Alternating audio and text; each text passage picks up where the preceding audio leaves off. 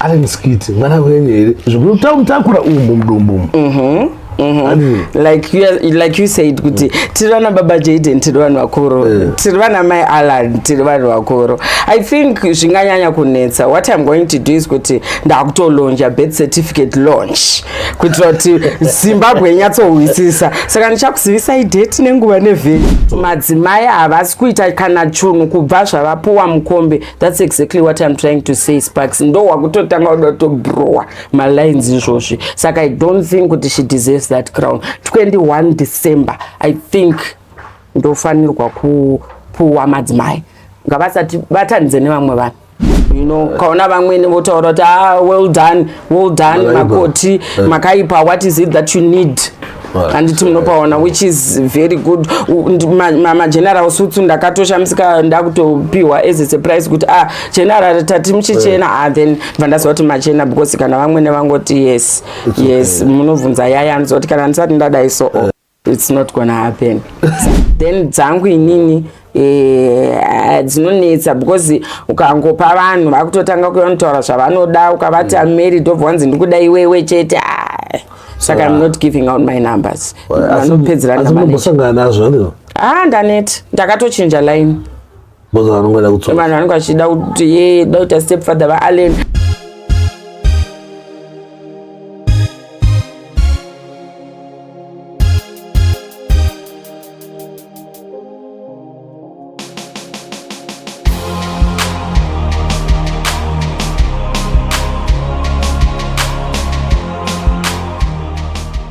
Boyo, wagwan people, and welcome to my YouTube channel, welcome to my Facebook page, welcome to my platforms. Pana patoita ngwa video na chakirizo patnongwa my latest patnongwa tarenda muzora nazi ndina Queen Pin. You know Queen Pin nditaka kuwaona ndainakirwa chiti zimunirira idazobogara nopasi ndimbobvunze zimbvunzo saka nhasi ndawana mukana iwo kuti bvunze. I know kuti mune ma questions akawanda me now, especially question number 1. I hope ndasvatitakurira birth. Question number 1. Question number 1. I think izvozvo wanoita nekuibvunzwa yakoma streets kana vakasangana vatobvunza kuti nai ari skits mwana wenye zveshuwa zvakaita sei, zvakafamba sei, zvakaita sei. Saka nhasi ndikubvunzire on behalf yenyu ona vasingazive kuti zvakafamba sei. Saka mune Zimbabwe sandawanza kutaura ganikokoredze Queen muchirongwa nditaure nawo tinzwe more about music yawo maskits kauri munhu anenge ane data nofana ngochiziva Queen Pin because Queen Pin vari kupisa pa social media zvekudaro ma1 Queen DJ Sparks. What say? Ndiripo muri sei? Queen ndafara kukuonai. Kana ndafara zvokuti. Inengokuonai but kuzokuonai live mufaro wangu.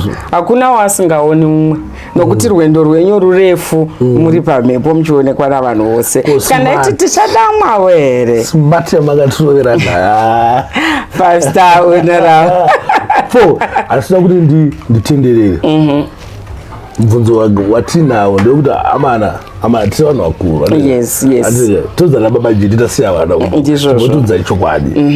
Ari skit mwana wenye zvokutamtakura mudumbu like you said kuti tiri vana baba Jaden tiri vanhu vakuru tiri vana mai Alan tiri vanhu vakuru. I think zvinganyanya kunetsa. What I'm going to do is kuti ndakutolonja birth certificate launch kuitira kuti Zimbabwe inyatsohwisisa. Saka ndichakuzivisai date nenguva nevhiki. Tongo yacho motouya nyange makati mimi muda kutibhadharisa $5 kupinda kuzona birth. Yes ndakurilauncha birth certificate raAlan. Saka I think ndinofanira kutotanga kuloncha rangu kuti vati munyatsonzwisa pamunozona maiden name yangu iri pabirth romwana kuti vati munyatsobhiliva kuti ndiani ndokupaina mapassport nezvose. Saka mune makore mangani Queen? Ndine akawanda alright because zvakutotora unetsa kamunobva mandicalculatora alright. Anyways I'm turning 39. Yes. Alina ane makore mangani? Ane 24. Yes. Because ndaishaya kusati how far? No, it's a teen baby, that one, a teen baby rangu. That's why ndisinganyanyoda zopinda into whatever happened. But as I said, there's gonna be a time that I'm going to let the world know what really happened. Right. Saka stari kuberekwa na Queen Pin ndikuti ndinonzi Patience Hokonya Kwashi. Alright. Yes. Bata style kama muri Zimbabwe. Patukuita birth launch. Tinoone birth la. Saka vanonori bata rangu birth certificate DJ Sparks ninga rakanzi Patience Hokonya. Re apa ndo rinozonzi Kwashi kwekupedzisira. Ehe. Saka ndichafuti ne marriage certificate. Kuti zvinguva pachena. Zviva zvangu. Ko zvekuimba zvakazobva kupi? Zvakatanga rini? Makatanga this time here pamapisa apa kana kuti mamagara zvingoro maweti? Ndandichuya DJ Sparks ndaiuya ndakatanga udhara way back in 2002. Ndingatoti pandakatanga kuti ndakuda kuva a recording artist it was then in 2002 but ndaitongofarira kuimba kubva ndiri mwana mudiki. Alright. Saka kudhara pamairo apa makatanga kurova ime professional recording mairova dance kana mimwe type music mairo? Ndairova dance because inini most of the time ndogara ndichiti pamwe kusaziva kwangu ndogara ndichinetsana navanhu kuti inini first rhythm randoziva rakanga richinoita zvokuti ritore Jamaican culture richiuya kunoko kuZimbabwe richinzi rhythm tichitanga vamwewo vane avo plus madhara anenge agara ari mugame aizikanwa saka vanogona kunditsikirira but inini ndoziva kuti kwakatanga masvingo rhythm yainzi masvingo rhythm rakabikwa naapa zingoni. That was I was there on that rhythm. Tikatoenda tikanorilonjerawo kuRadio 3 by then Radio 3 yaiva kuGweru isitaitobva kumasvingo tikatonorilonjera ikoko. There was a certain Tinashe aivapo senemi yake ndakanganwa it's not Chikuse but there was a Tinashe who was kuRadio 3 papo tikatoenda tikanorilonjera ikoko saka pandakatanga kutorekodha as a recording artist it was pamasvingo rhythm. Tichizoenda paZaka rhythm. Masvingo rhythm kana uchiziva yakapinda my weboa yana Uncle Jaunda that was the rhythm iroro. Then paZaka rhythm also I was there because yarimwere kwa Murinye rimwere kwa angakawanda marhythm achagadzwa naapa zingoni. Yeah, I think a lot is happening in Zimbabwe kudoko. Sasa imairwa mangoma muchibva pamasvingo. Yes. Kwatorwa marhythm ikoko. Yes. Achitobuda achitoloti kwapo. Pamasvingo rhythm Rascal Boy vapo. Pamasvingo rhythm Rascal Boy vapo. Yes. Ya dzimwe nyaya dziri deep dzakatisina vatamboona. Ngozi ndaifunga kuti mangoma angu tanga uri wana dadza ana wingi D handigona hangu kuzviramba because chinonetsa ndechekuti panoda proof. Kana usina proof kuti uzouya uzoti no hazviite but ndinoona sekuti nepandaveko zvino I'm going to make an effort kuti zvinyatsoratidzwa. Ndo remember kutoti ipapo paridhim iroro ndakatomboimba zvakawanda kuburikidza nekuti kwaiva nana Sister Flame nanani taitoona netuma squabbles kwedu twataiona twipo paitoona tudis twataitoona ipapo saka inyaya dzatingati dzakavanzika because hatisati tava neproof yekuti tikuradze kuti no this is how it started. I'm actually looking for apa zingoni but Uncle Jaunda varipo zvavo Rascal varipo saka kana achizoda zvake anogona kutaura chokwadi. That's true. Saka imimi chaketa kuti mufunge kuva dance chi pane music yanga yakawanda irohwa ikoko kana kanindo ana gospel wairohwa ana chi wai makazofunga kuenda dance?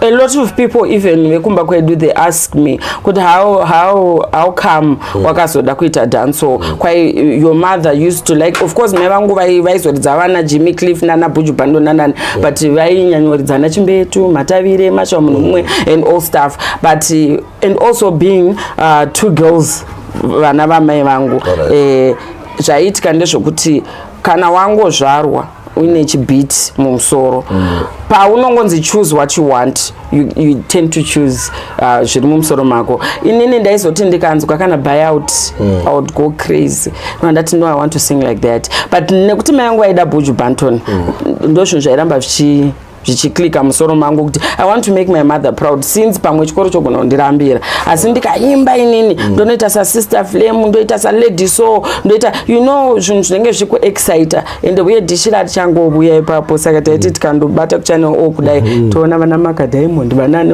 vana Queen Patra vanani saka zvinhu izvozvo zvaikangondi-inspire kuti asi muri murasta?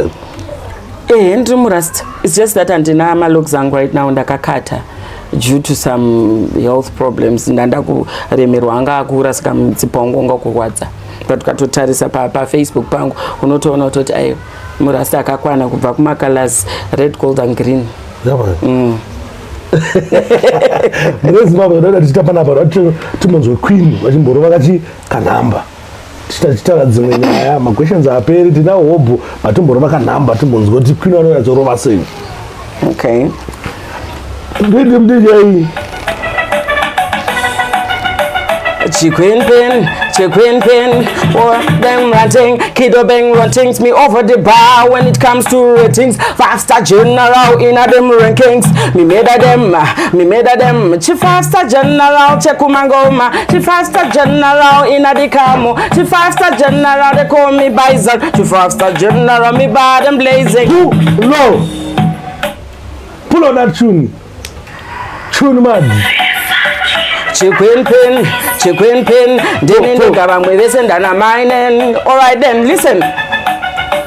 The more them ranting, kiddo bang rantings me over the bar when it comes to ratings. 5-star general in a them rankings. Me made a them.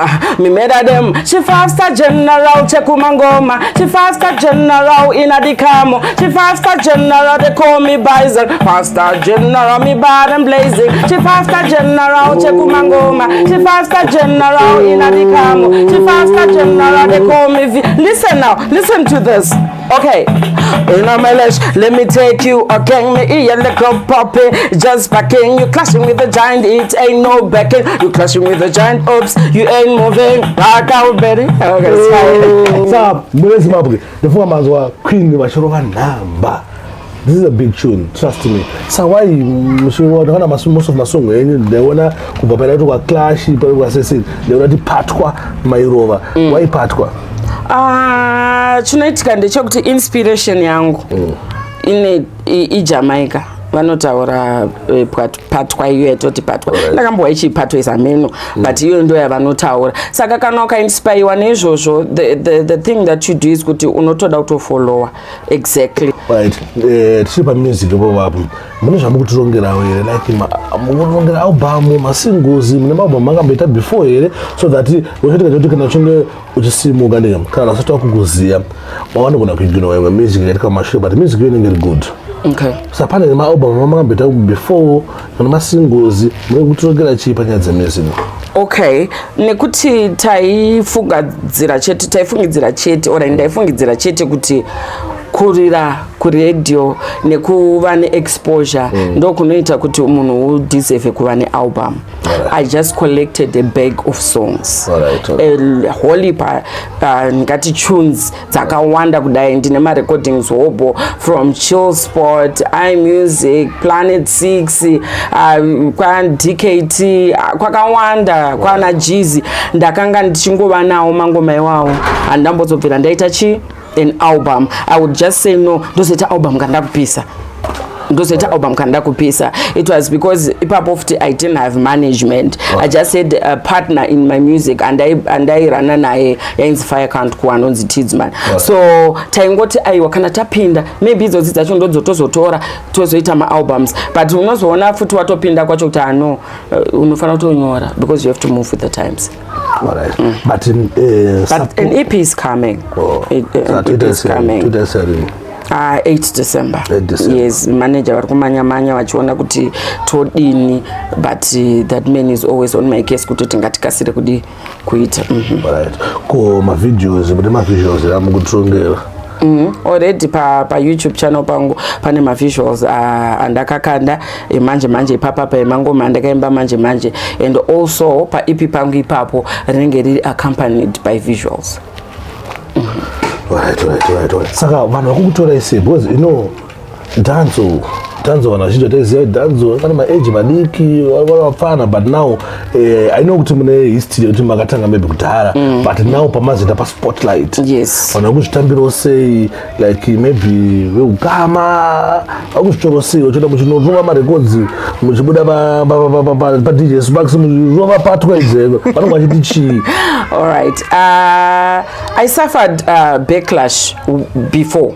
Saka iko zvino izvi vanhu vavaneta kuti hatisi kuwanza kuvatsiura because kulocal kwedu waiti kukaitwa pasa pamwe pacho ndindaironga waiwana ndiriko pano chanzi chaitwa waiwana ndiriko saka kuti vachitaura iko zvino vakuti at least zvamusvitsa pazvamusvitsa you get the point saka iko zvino izvi backlash yakanyanya ndotoiwana muindustry than kumba kwandakabva kumba kwandakabva vakuti at least something came out of your persistence saka they now support me.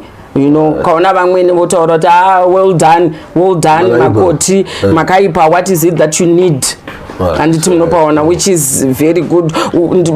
General suits ndakatoshamisika ndakutopiwa as a surprise kuti general tati muchichena then vandaziva kuti machena because kana vamweni vangoti yes munobvunza yaya anzoti kana ndisati ndadai so it's not gonna happen saka you understand kuti saka indiri pari safe. Right.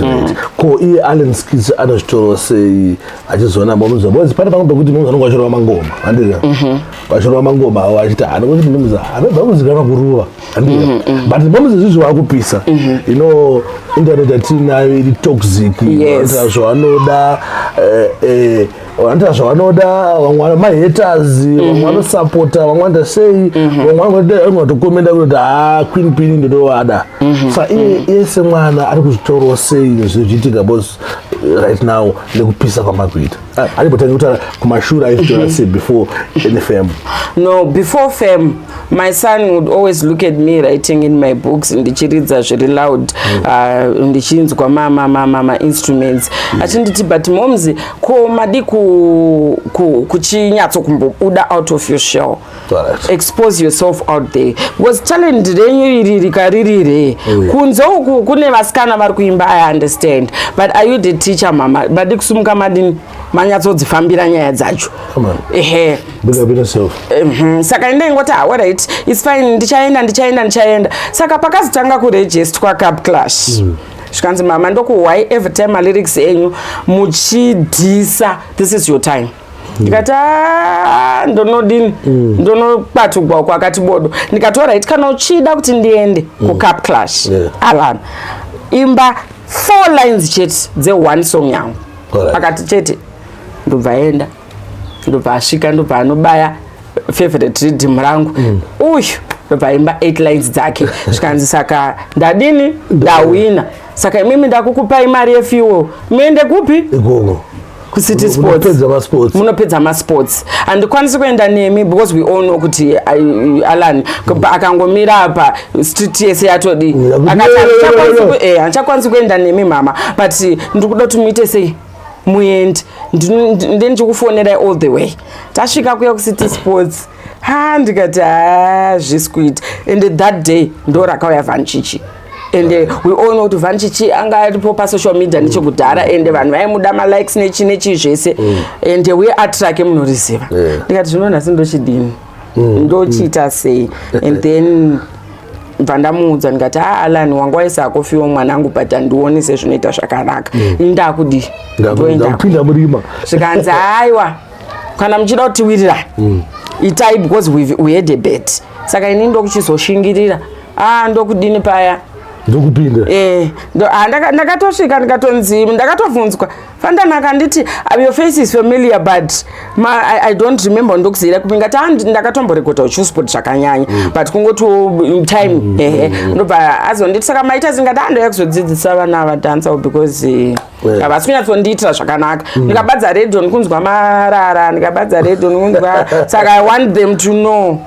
kuti tiri kuda chii they are helmet queens vanokwanisa futi kudominata Zimdancehall saka regai ndimbovapa ndobva nditi alright but everyone was just looking at me ndauti kuti vabva vaisa wig red vaisa makeup yakadai mai ava what is he trying to do exactly you see vazhinji ma age group anga aripo it was zera revana vangu and all you see so ndakangoti no ndikaenditoshinga pano saka time yakatanga kuimbwa kuchinzi pane chifreestyle chinotorwa naFantan Fest before Godfather vatiisa paipa pakanzi tipasa ndobva vanhu vachipinda vachichinjana vachibvutidzana beat naingubva yarova ndikati no akanti ndobva ndadzokera kumashure saka time yandaiti ndichitena kudai zvikanzi mama ndiFantano abva achindai chistiki chedu chiya ndikati regai ndishinge pano bva ndabvarura first 8 lines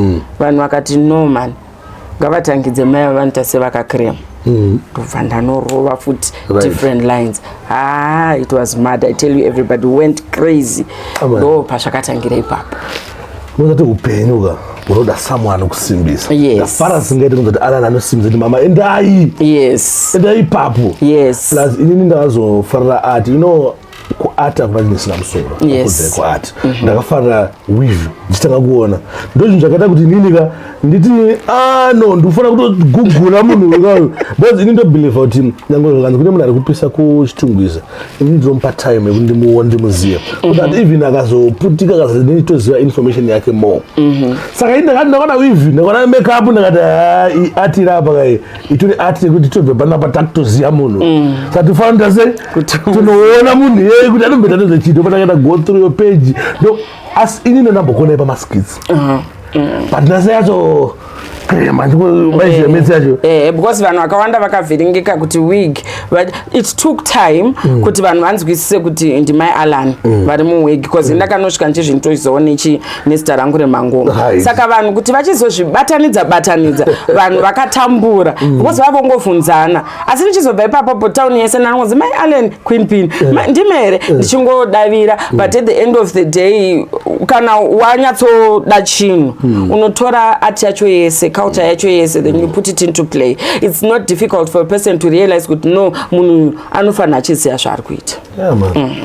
Ndafana kuti Alan anokusupport. He supports me even pandombo luza moyo kuti nhasi I don't want to act. Alan mbosiya ndimbodzvara mabagwe angu kana ndimboita seo, but kana musuda disturb dzvara mabagwe yenyu saka takutodzvara mabagwe iskit. Everything mama, it's a skit, let's do it, you're good. Saka ndakatozoona kuti ndozonzwa nyika yatoapprova people from UK, America, Sydney, Australia. Ndo pandingatongotora it fine. Saka we continue mwanangu. Saka zvakaita izi Alan handinga because kana mai vari supporter arts ukona mwana afunga da utango makomedzi ake angaita support mimi musupporta we yakati maiti aya no ngaro mangoma izvi actors afa nokuti mwana uyu akatongo zvagone munhu angari artistic munhu asina kunetseka nechinhu. Inini kumba kwangu ndakatodza vana vangu kuti anoda kutamba bhora ngandudzi ndiregere kutambisa mari yangu ndongokuindisa kuacademy wondokava bhora rako zvikakunetsa there's always time chero wane 70 years to go back to school because unenge wazama zvaunoda zvikaramba. Saka iye anga angogara ari munhu wekuti kuchikoro he was just a class clown, everything zvinhu zvese zvaingoitika anga angori munhu angori mumazviri. Saka pandakazviona akuzviita apedza zvake chikoro because haana kuramba chikoro achindoda kuteedzera izvi no, apedza zvake chikoro chake vachitotanga kuita zvaitodini zvaitoita utondibvunza mama izvitoda ndota you can go ahead mwanangu. Saka the only thing as a parent that you could do is kuti ukaona mwana achuza road isingori yemadrugs, isingori yekuba kana kuuraya kana kudini, the only thing you can do is to support. Nekuti ndakasupportwa because inini under my belt nditoriwo nemapageant kuzosimba nekuti unenge wamukadzi unozobereka unozoita sei, but ndinotovawo Miss Ningi, Miss Mashongo Junior, Miss Valentine, Miss Chi, you get the point. Saka kuti uzorambidza mwana wakazvara akuda kutorawo nzira yawakatora, it does not make sense. Right. I think mama makatanga kudhara nemane experience amoti ma-challenges ndati because ndinowanzoda kutaura share ma-challenges kuti zvisimbiso next person amoti ma-challenges amaisangana nawo imimi mu-industry ndavo. Okay, ma-challenges andaisangana nawo inini mu-industry zvakanyanya, it was lack of sponsorship. Men do not trust sponsoring women, and that's the truth. Why? Inandivashori because ndakapinda nemazviri uchazoti bhisa rakunyatsomhanya handitika wagara unotodimburwa makumbo as in kuti pauchange wati wakupisa you need to go on a tour kana kuti ku UK then wabva wati sorry I can't come, I'm pregnant. Sorry, I can't make it, my husband says he's got another opinion. I can't make it, my in-laws are saying I can't make it, I have to feed the baby, I have kuchengeta mwana. Saka inini challenge yoyo ndakasangana nayo zvakanyanya because time yanga yakuti yakulonchawo career yangu ikoko kuma 2000 ndatovawo household name yekuti Kido Bang ndakabva ndaita mimba. You get the point. Saka my sponsors, you can imagine the disappointment they get. Apa pamwana ngatone ma bookings abanenge vaita and apana pandonodza sponsor kuti pamusoro enda kunoita nhumbu. Apana. Anditika so at the end of the day inini ndo challenge ndiri kuona kuti even now chero ndikada kuti ndakuda kupinda unogona kutoti masponsor mazhinji tese tozviziva. In as much as we want women sponsors out there, masponsors anogoda kusponsor varume because havana courage yakanyanya yavanozoita kuti ndikwanisa kuya kushow nekuti mwana mudzimai wangu adaita mwana muleba anotongotaura kuti mai mwana ndakutonotsvaga imwe mari yekuti tizopa mwana but iwewe as a woman unenge uchifanira kupinda. Saka inini pamwe anogona kuti tibhejere bhiza iri rava grandmother Alan panoita mwana kana kuti vapana Alan panoita mwana chamborera chizukuru. I need to get the point. Saka inini machallenges andiri kusangana nawo ndiwaya yekuti age yangu man, they don't really trust me with their journey. Vanenge vachifunga kuti pamwe I have other responsibilities to face, and also pamwe pacho munhu anenge achingoti kana ukasvika iwo wacho unenge uchitova intimidative, unenge uchita sokuti ukaisa malasha aya newigi yako yegreen wotoita sokuti uchataura kuti andoda 1000 but unenge uchitova kupusha ati yako. Ndo zvimwe kungoti it's a men's world, it's dominated, but I'm trying to penetrate. Alright. Kumdara baba Alan waisupporta ere movement pamakati ndauta zvekuimba izvi zvakuzvitora sei zvakamira sei? When he met me, I was holding my songbook going to Dubnet kunopinda mashingo rhythm. Saka there was no need for him to even try kuti andirambidze kunditi auende because ndakatomuudza kuti nini I'm an artist. And uye pamwe nekuti angatohwavo kuti bhebhi iri rinoimba akachirega iwe ndiende kuceleb. Saka he doesn't have a problem with it. Even when we came the side, he was with me.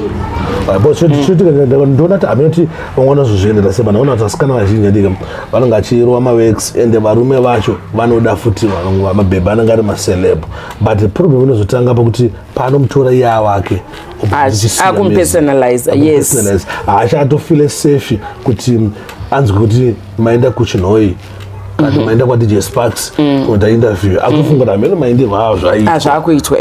That's very true. That is the biggest challenge that we have in the women fraternity paDancehall. Anditika tiri kutambudzika kuti unotoona mwana achipinda unyatsoona kuti now this is the future of Zim helmet. Anditika but along the lines a year or less mwana watogomorwa, mwana watova nemimba. Right, Queen Pin. Obviously vanhu ndo vanokudai kuti mumbobudikire mumboita maendorsement machi munowanika kupi, munobatika sei? All right, that's fine. My favorite platform inova TikTok. Vanondwana pa Queenpin 860. Right. Then pa Facebook vanondwana pa Kido Bang ZW. Kido Bang ZW. Ukasvika ipapo unoona pane chiwigi changu chiya. Unenge wasvika ipapo. Vazhinji vari kuchema kuti madii kuiti Queenpin account yenyu. Inewo zvimwe zvairi kuholda. Saka kuti ndikasire kuzvikata hazviite ndine ka contract kandinako. Saka kachingopera ndagadzirisa hangu kuti ite chi Queenpin. Tikwanisa kukanzwawo. Awa muchakanzwa nemutinhimira musatya. It's okay. Then pa Instagram it's Queenpin Zimbabwe. Then pa YouTube it's Queenpin foot. Kuonamba kana dzimane bozi ndada kuti interview tapera ndine mumwe mubvunzo but ndakona ndakazopesa kuzobvunza kopesa vanhu vazhinji havasikuona interview kopesa mwana kubvira pakati saka kuti ari pakati papo anokuroza kuti Queenpin anowanika sei. All right, it's fine. Then number dza manager wangu it's 0778 181 459. 0778181459.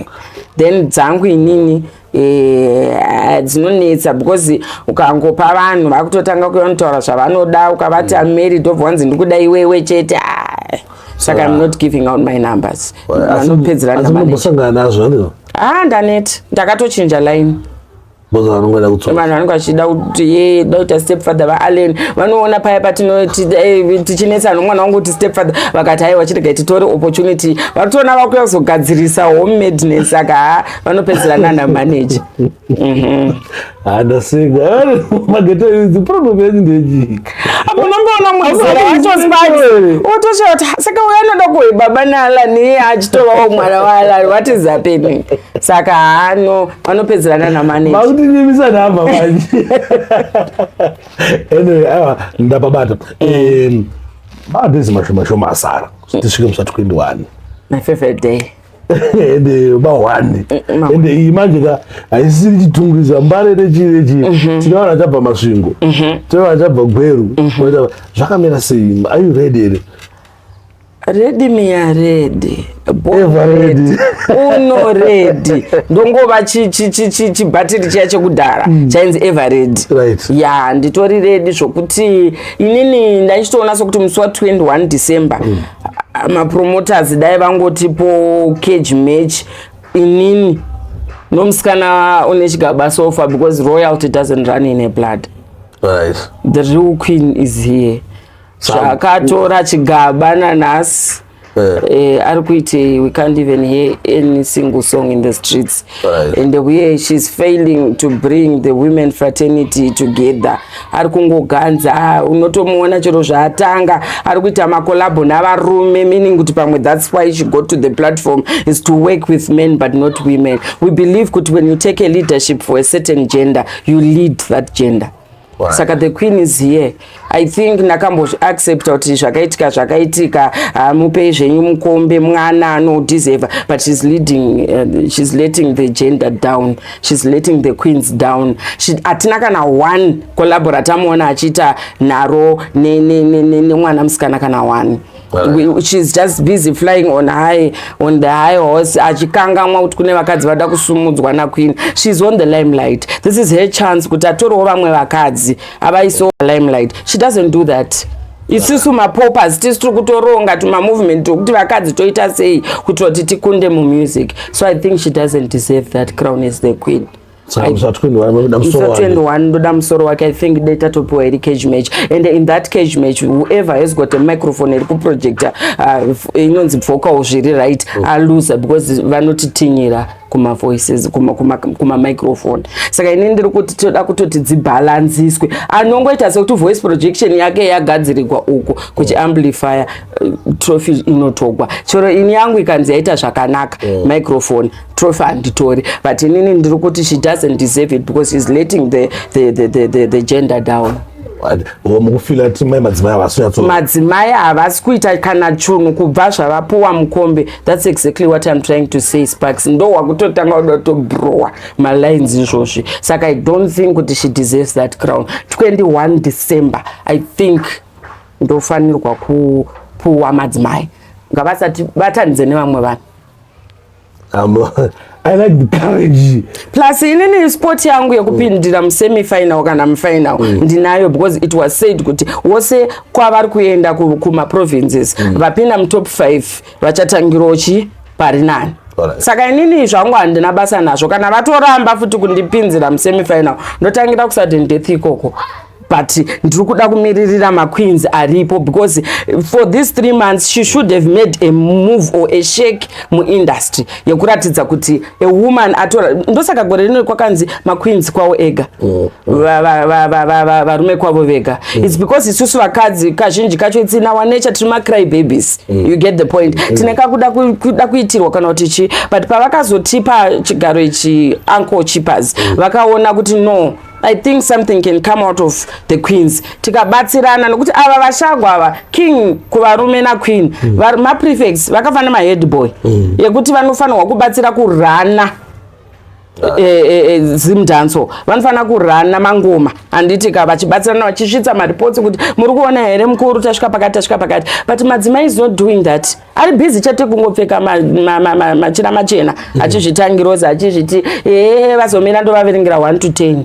Una listen to that. She must lead. Leaders are seen nekuita mabasa. Saka tukuti ango cheapers ndokumbira kwakutokumbira. Mukuda musoro wamai madzimai. Ndokumbira kuti madzimai wakwanisawo kuti ini nawo tiri wawiri timborwira chigaro ichi kuti vanokwanisa kuchishandisa vachishandise, nokuti zvokwadi madzimai ava makangova awadha yenyu vakaverenga 1 to 10 paya uye vakagura futi mutemo mukanyarara tikati aiwa zvongu paita mukadzi anotitungamirira, but right now nguo chena dzaramba kusumudzawo mamwe maempress. Saka tikumbirawo kuti musi wa21 December handisi kuda hangu kutangira kusadhendera, ndikuda kutanga namadzimai chete, ndo vandiri kuda madzimai because vari kuabhusa chigaro. But amuna here urongo kumbowakandira wani ngoma wayatsogara ngozvinzo mawani ava ndimbovatsvakiri new lines handitika ndoda kungovapa dzamajaira kunzwa but now dzakanyorwa dzichingonzi dziri general but now dzadzawo hachimbotiroverewo mbidaro. Give me the rhythm. Riding, checkwen pen, jenende gavamwe vesendana mainen. Listen now. Bombo clat, dema fulla chatty, and too wicked, bad feelings them I carry. Me untouchable, someone top like a cherry. Me untouchable, so mina, Orerino vakapa, pona vaneraki, kutangana na queenie, vitamin C take, Orerino vakapa, pona vaneraki, doshidira mavuku taki, sase shake, ah. The one woman, then go tamandiri one, and tamene mataga, I know it as a fan. The one woman, then go tamandiri one, and tamene. Alright, listen to this. The mafia sit down and take a backbench, attack a back and go to bridge. A team meditation, a queen now go through. It you say bold speed, I'm running this show. It's the new queen mother, wrote on the place. Like fire upon the dance, and me I go place. A paper ammunition, me I go chase. Them little bikini, them lost the race. The mafia know that the queen is here. The mafia know that the queen is here. The mafia know that the queen is here. That I'm rising up from the bottom chair. Strong take off like a whirlwind. Potent tables me pon rewind. 2-punch shot like a ribbon. Fierce, nasty, I'm a greyhound. Ngomandodzi bikama chikichori. Pasina kumbotemba ndiri godobori. Pari pamangoma inendere nyanduri. Pamangoma ndovaita dudumduri. Me have a baka tricks full of bagger songs. The polypa girls them not bad like me. Me have a baka tricks full of bagger songs. The polypa girls them not bad like me. Pamangoma ndiri versatile ndopinda anytime. Sero ambira ndorovera kuodza ndouraya. Pamangoma ndiri versatile ndopinda anytime. Sero ambira ndorovera kuodza ndouraya. Hey, kwenu wala atukurani nini nga nendiri pamberi pepe ndakazozvonera ndega asvika last time zvokona live akuzvonera ndega background and whoever angari kwakomana kukomana bozi wakomana vane wasabotage waziya wakomana basi ka time kamaipiwa pakuperform but video vananganyibeta se tokomenda inyaya dzavideo ndandichida todzikomenda kuti ndingokudze kuti video was just under instructions. Saka he did the right thing because if he do pachaka itoda kuti munhu wese awane mukana because vanhu vanga vakawandisa. Saka I think things to be fixed. Things to be fixed. Zvinofanira kutanga zvagadziswa for the numbers and volumes of people that have been registered. Saka kana ivo vachiziva kuti vanhu va register vakawandisa, they should give us even 2 days. Tiri ready because basa redu mangoma. Saka we can right now it was a mistake that was made and no one deserves to be blamed. But 21 ngava fixe. Saka wanzwa ndataura kuti musi wa 21 ine microphone yangu ikangoita sekuti yatova vocally clean kudarika yamadzimai ndaruza. Kana madzimai yavo ikangodaro varuza. Kana dzese dzadzikira it means kuti tese takugara pachigaro tese tiri makwidzi. You get the point. That is very fair. Isusu tunotoda nokuti either futi ipapa kuti tiswere tichidhisana kuti pfeke mbeva kwazita say we can even do it a tune for tune a sting. You get the point. But inini ndiri kutaura kuti vana video vana fantani vanani mwana mwana maonera anoita handisi kudefenda but inini se munhu akaona zvaiitika aiva futi mazviri ndiri kuona kuti aitodawo kuti munhu wese apinda asazoti ndakabhadhara $5 yangu mahara. Aiwa tisina nguva ini ndakanga ndisitori nawo time yacho ende zvakaoma but at the end of the day I had to understand kuti no man this person was just acting nokuti kana wakapiwa loads of homework na teacher kuchikoro. Are you telling me iwo Sparks kuti unobudira upedza homework ino exceed 8 hours dzaunofana kurara kumba? haupedzeka saka isusu tinoti ndinochichakatika pana magate akutanga kuda kuti uzokatwa. Inini I was so glad kuti it happened to Magate because that was not music. We were not at a strip show. I don't want women that let us down. She was supposed to sing. And did you get the point? We were not at the strip show. Zvinova zvinotishoresa sevakadzi. Ndosaka mapromota asingati trust. Because we always think kuti ndikangosheka kudai so then mapromota akutondona ndindakapenga ndindikupisa atichaimbi takukanganwa. Saka imagine data takamupinza iye akapiwa 10 minutes dzekusheka kudai so dezve zvakuimba chi. Haitombofana kusvika zvekuti pumpumi yacho angatadza kuti angadai kangosvika achitaura kuti pumpumara toataziva kuti aimba kuti kudini, but kana wakusvika wakuda kuvaratidza vanhu vacho kuti wauya nechi yacho mahara, we don't do that.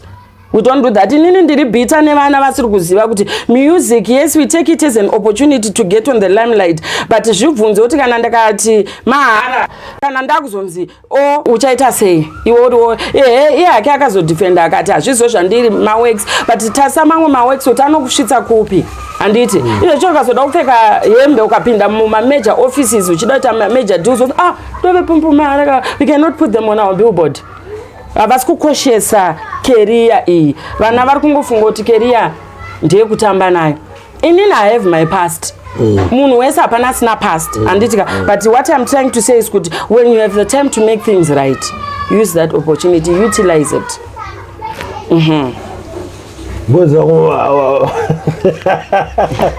Anyway, I think Queen wataura zvakawanda ende vanonzira dzekunzwa wanzwa ende I think last question andinayo ndika right.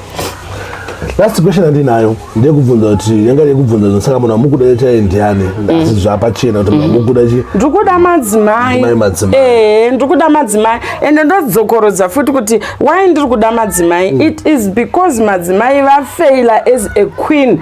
3 months dzavapiwa dzakawandisa tingadai takuona mastreets achibhuma netalent yevanhukadzi, but right now it's all about her. She's at that position for her own selfish tendencies because ngadai izvezvizvi akutakona ana collab nanengi because vanhu vese tomboti ngasatore vari kunze, alright, it's fine. Vanhu vese ava vaiva navo kuCup Clash kwete ndiri kuchemera collab asi ndaitoidawo naQueen handiti zvaindisawo pane rimwe level handitika, but ndiri kuti vanhu vese they were equally good. And muri kupaona vaiva kuCup Clash, they were equally good. They deserved a chance naQueen. Angade pamwe akatuti hodhera kana luncheon chai anotibhadharai kana $2 kana $5 kana ngoti ndatsvaga sponsor nekuti ini ndini Queen, because kana iwe ukaita Queen ukasvika ukati pamusoro indine vana vandasiya kumashure uko tibatsirei, unokasira kuhwikwa because ndiwo une chigaro and not under the mandate yekuti I'm the Queen of Zimdancehall anditika vanokukasira kukuhwa kana vachizokunyima vanokunyima, but I cannot just go in any office ndonosvika ndonoti ndiniwo ndinoita zvedancehall vakati ko Queen wenyu uripi ndoti kudi antu unozviona. Saka she has failed as a queen, she has failed. Tingadai tatoona a certain move, a certain change or a movement inoita kuti vakadzi tiri serious because this was our first ever trophy to be awarded to the women takukonzerwa mumaCup Clash last year nemamwe makore apfuura aingova madira tivhange kana ukangokushata nomurume watoburuswa. And we all know kuti power revarume kana vakudhisa vamwe vacho vanokasira kuti describe kudarika ivo. Isusu vakadzi tikangotswa kuti mavaona here mbiya vazodai wakutodai handitika wakutolusa self esteem wakutodini but apa manje takanzi chimbotunganai pachenyu tatungana alright takuisa leader tabvuma handitika kuti ndiwe wasarudzwa neZimbabwe chitibatsirawo kasevamwe vakadzi chibatsirawo vamwe alright toti Queen P now because everyone that was there the Cup Clash headlines for me because vanhu vaiti ndini threat of which confusion inoitika because iwe wakati uri pastage uri pabig stage yekudai so munhu obva asvika obva so tichifugama here tichidini, you get the point. But at the end of the day we understand kuti chitendero chake chaanoti ndechake handitika, but kana uchitenda ngatisava nguva chena chete handitika ngadzive nguo dzekuti kana dzaachena moyo wako iwoyo musando kuvata pamasowe manheru uri pachoto chimangwana kune clash chiuya ubatsirewo kavamwe kana zvanetsa chiti namatira alright. I had an interview last time. Achiti zvoni anoda kuita collab naTarula, anoita collab naK-Queens nemamwe maQueens. Maybe zvichimurongwawo kana kuti kati mukuona ngezvatinonoka. What took her so long? What took her so long? I remember there were certain queens that called her several times. Vachimuti tokumbira kushanda nemi ndimi mava nechigaro pamwe following yenyu yakawanda yakadai because hapana chimwe chati kushandira nevari established ifollowing Sparks ndochokwadi tisingadi kuzikamwa navamwe vanhu une uchida kuti talent rako at least rikanoonekwawo nemafollowers ake wawanawo vamwe vanhu vanoappreciate talent. You never know what you get anditika but several times she was being called, several times she was chaanokwanisa kuenda because inini I'm a traditionalist Sparks ndinoputa fodya bute ndinoita say you get the point. That's my culture and I respect it. And but kana wakungoti pesa pawaimba chete you don't feel content nomukombe wako alright kuti wendo wakawina you still have to diss me ndiri mumapoppers shoes. What are you doing? Putai nhekwe dzenyu idzodzo muchava muchikobuda bute michita sei saka ndati 21 it's gonna be red versus white. Inavesatapera. I had the song yavanzi vaiaita nezvebuda kuti varaiti buda yacho. Yes. Right. I think ndo panaka kusawira nakacha. Exactly. I'm sleeping in my house. I'm like seeing ndiri kuscrolla hangu Facebook kuti akugara ipapo tava vanhu vekuda kuona zviri pamiti. Ndinoona pakai vanobuta ari kwa producer vanondigonera sikaiti ndovafara producer ivavo ndona mwana unoimba ndozonzwa kuti amen haleluya hosana I don't understand zvaitika zvinzi chifutai bute renyu iroro we don't it's fine ini ndikurishuta asi ndakurishuta musi wa21 naye iye achiita zvake akana achida kuvuya tomurwi kudai wamatombo enhombo nembiya it's up to her ini ndinongovuyawo nebikiro rangu ko ndoita sei ndotopfekawo zvangu kazvezvematari iwo shonga zvake zvo it's gonna be going down mangwani kana ndakundwa imi munotenda muchivanhu. Ini ndotenda muchivanhu. Yes, ndotenda muchivanhu namusikavanhu kunyanya because we are all created by the creator. So that is who I believe in. So you don't believe in Jesus Christ? No, don't put words into my mouth. I never said anything about it. Do you believe in Jesus Christ? I cannot say I believe or I do not believe. Why am I saying so? I chose a path yekuti inini I believe in mai vangu vakambokwanisa kundigezesa kuti ndiende kuchikoro anditika vakaita pass on vakadzoka nerevelation vachiti mwana wangu famba wakadai it can't be wrong because she raised me to a certain level.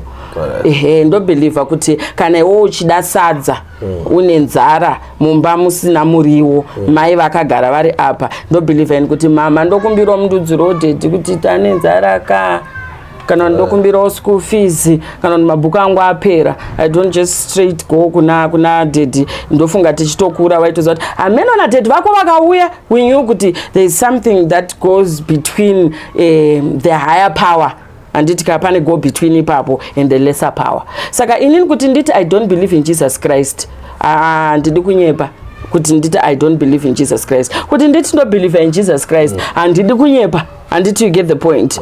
Inini I just leave it like that. I respect mumwe nemumwe nezvaano believe nezvimazviri. Inini ndino believe in thy creator that made my ancestors. Right. That's what I believe in. Right, you don't believe in Jesus Christ, but munotenda here kuti Jesu Kristu mwanakomana waMwari akafa akamuka. I've read about it in the books. Saka since I was not there when the books were written, I believe kuti vanhu vakamuona pekutanga anditika vakanyora rugwaro rwake nenyaya yake. Semanyorwa anongoitwa mahistory anditika chiraramo chedu isu nemagariro netsika nemagariro ndinongobelieve kuti aiwa ini ndakanzwa anditika saka kuti ndibelieve kana kusabelieve ini ndaverenga as a story that is passing by me. I cannot really testify to that. But do you believe in prophets, like the prophets of God, Ariko in Zimbabwe? Because umwe na mumwe Sparks unobvumigwa kutenda mune zvaada. Handitika ndikaona kuti uyo unozviti iprofit nekuti ndakazviverenga mubhuku kuti kuna vaprofita vani vaMwari. Handitika ndinongoti aiwa sezvo mubhaibheri macho makanyorwa kuti touch not the anointed. Handitika I don't touch, I don't speak or comment anything about them. Tinozongomirira zuva racho rakataurwa nebhaibheri kuti kuchanzi kunotogwa vanhu kana kuti tiri kungomirira. Alright, inini I just wait for the day that I die. What's next is coming, I don't know. Yeah, mashoko makukutu kubva kuna Queen Mother. I think I have to invite you not for music and chiji but for my lessons wose mune kuti ngona ngachinzwisiso zvimwe zvinhu zvinogona kubatsira muri Zimbabwe. But for now I think it's musical and boss ndanata nema questions. But you can ask just one. Pamwe nogona kutobatsira. One unogona kubatsira vanhu. Do you believe kuti mu entertainment medu muna vangwana kubatsira vangwana mushonga kuti zvinhu zvisafambe kana kuti kune mwana kubata mushonga kuti vakure kati vazikane wadiwe nevanhu ngozvitendawe ngozvonosei? Inini I believe so kuti zvinoitika zvinhu zvakaita seizvozvo kuti kuna mumwe anobatira mumwe mushonga kuti asaende kumberi, kuna mumwe anonamatira kuti amukunde iye aende pamberi. Saka hatigone kuti titi vanotora mushonga veve ndo vakanyanya kuipa stereki kuti vaite number 1 nekuti wanamata kuti aite number 1 it's obvious atonamatira kuti mumwe munhu aite sei, aite number 2 kana number 3 ave futi neconfusion.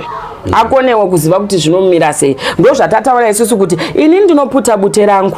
Handitika ndokuya ndomira pastage. Handiti ndaputa bute rangu ndikakumbira ini ndikanamata kuti inini wadzimu wangu chisimuka ineni zvondopinda musango, sango rine shumba here, sango rinohera. Handiti mochindizarurira. Handitika vanotaura kuti hakuna muvhimi asina kumbopinda musango akadzoka asina chaakabata. Hakuna.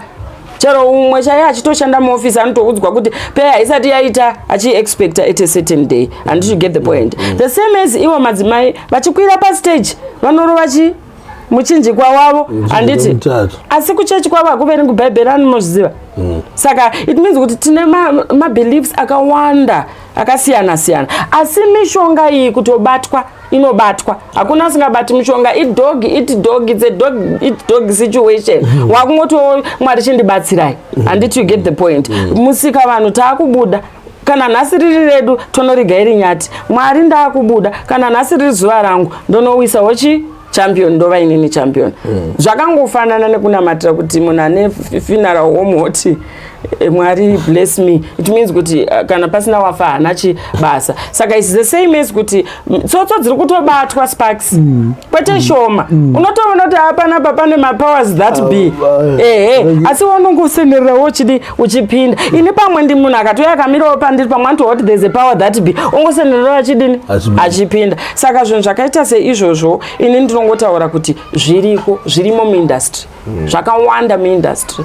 Vamwe vanozofa nazvo, vamwe vanozoendererawo kumberi nazvo, vamwe vanozodi, but it's none of my business. Right, I think this is one of my best interview yandaita but ndichitanga career. I like it and my question appears ndakutendai time yenyu and I wish you the best kuti muende kumberi tonosangana kuBahamas perform ikoko. Yes, inini ndichinodya mari yangu iwo chidya mari yako but I know that one. Vanhu vakakuitirana robot. No, I had an interview with Luke. Handitika ini ndobva ndakuna ndiri pastage vanoti pick up unosaw Sparks. Handiti wazvoona manje takati toda kupigwa sei hakuna asingadi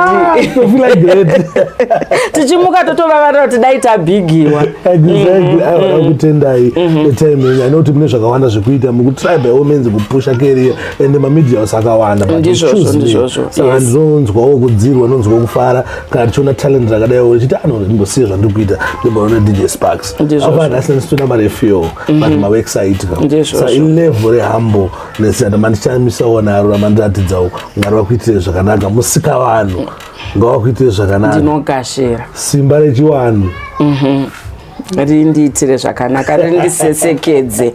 I believe in that power so much because kana ndikasabeliever in that azvindiitire zvakanaka. Aiwa, zvakanaka greatness attracts children. Alright. Yes, saka ndinobva ndafara zvikuru kana vana vakandiblessa kudai. Usapakata mwana ndinofanirwa kumuona iye.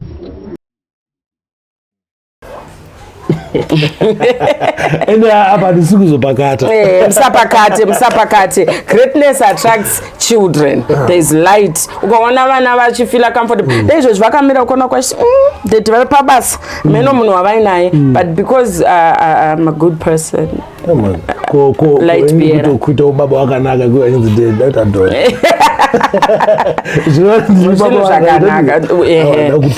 Ndakutendai queen and ticharamba ndichikusupporta especially inini nicharamba ndichikusupporta nekusingaperi kusvika amen umaenda kumberi and ndafarira support yabo kupiwa naAllen namba muchimusupporta akaipa mfana yayo trust me chipo bye chiripo and art yake I 5-star boss zvinhu zvinochona ma-streets but pasina munhu akumbozviactor uona art yake yaya kumberi mwari ngwamuitire zvakanaka. Thank you mune Zimbabwe.